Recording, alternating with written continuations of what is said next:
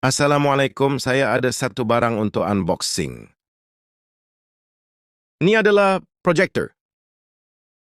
Ni home projector.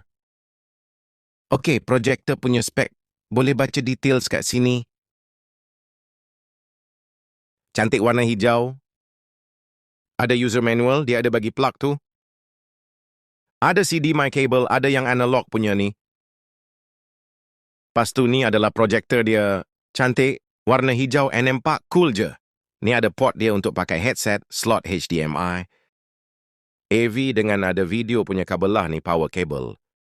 Ni kita on nak keluar duduk kah? Tengok easy manual. Cara nak on. In user manual quick start ni, saya buat video untuk unboxing dulu.